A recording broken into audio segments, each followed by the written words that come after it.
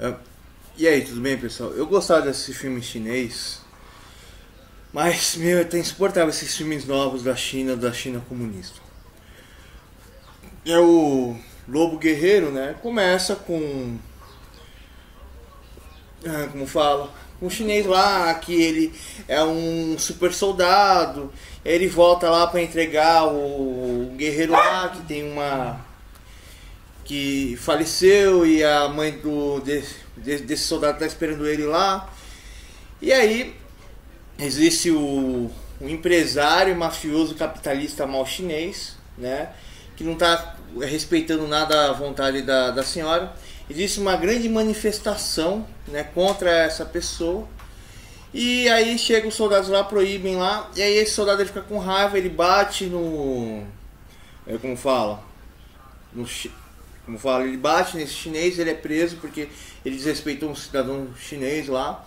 E aí a noiva dele, a esposa dele, que ele tanto ama, ela como fala, acaba sendo morta. E ele vai pra África lá pra fazer compras e vendas, talvez até pra investigar a morte da moça lá. Ele adotou um menino africano que tem uma... africano não, angolano, né? Até no enredo do filme é desrespeitoso, que eles falam africano, africano, africano, mas não é africano, é na Angola ali, né? A África lá é um continente igual às Américas, igual a Ásia e tal. Eu até me perguntei assim, mas a China, será que a China também é um continente? Porque a China não é um país, são vários povos que são obrigados lá a falar que são chineses. E ai daquele que falar que não é chinês, igual na Índia lá também não. Ai do indiano que falar que não é indiano, né? Mas voltando à questão, aí começa a ter a confusão. Aí esse moço, ele tem que salvar a mãe desse menino. Ele precisa, como fala, fazer isso, mas só que a política da China não permite. Eles são salvos porque a Angola lá precisa, como fala, ter um acordo com a China tem um acordo com a Angola de amizade. E o governo revolucionário é apoiado pela China, o governo regente é apoiado pela China, né? E lá tem tem um russo, né? Que eu acredito que é russo, que é todo grandão assim. Eu sou russo, eu sou russo, eu sou russo. Nossa, eu fiquei até com a cabeça pequena. Eu sou russo, né? Você gosta de cortar cabelo porque eu sou muito grande, eu tenho que diminuir um pouco o tamanho meu. E aí como posso dizer pra você? Tem um americano lá doidão, usuário de droga lá e tal, que é um paramilitar. Você fica pensando assim, será que é os Estados Unidos que mandou tudo isso e tal? E esse homem ele vai lá, ele salva como fala? Ele quer salvar o cientista chinês lá. Ele não consegue salvar o cientista chinês, salva a filha desse cientista, salva uma médica, depois descobre que não é filha, que ela tem a cura de uma doença e que este chinês descobriu com os avanços da China comunista, né? E o filme só fala de liberdade, o exército chinês, os homens chineses. Aí existem vários confrontos.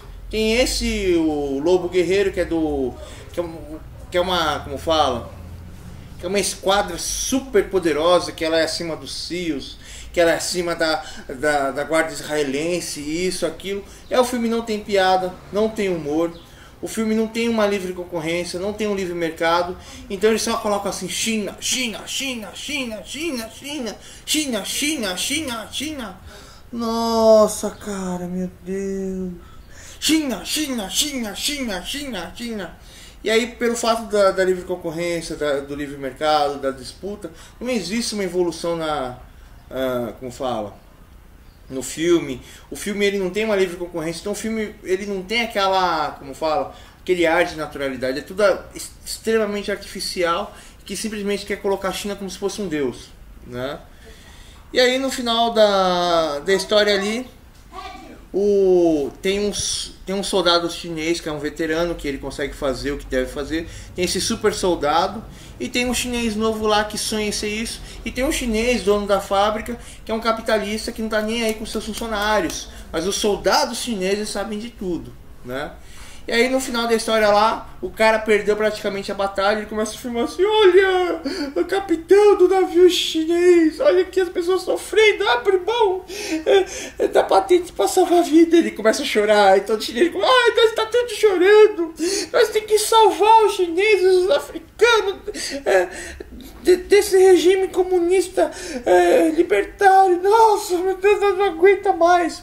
E o próprio soldado norte-americano lá, que é um mercenário, mata os revolucionários que simplesmente querem colocar a revolução contra o governo da Angola, para salvar os angolanos de um governo lá mal, né? E aí todo chinês chora lá, ele descobre a verdade e o governo chinês salva o mundo, né? Dizendo que existe uma liberdade, que os chineses eles se importam com a vida, isso, aquilo, não sei o que. Mas existe uma questão aqui que eu não posso nem desrespeitar muito. A China sempre foi assim, né? E sempre houve muito sangue, sempre houve muita tragédia, sempre houve muitos chineses, sempre houve muitos chineses, sempre houve muito derramamento de sangue na China, sempre.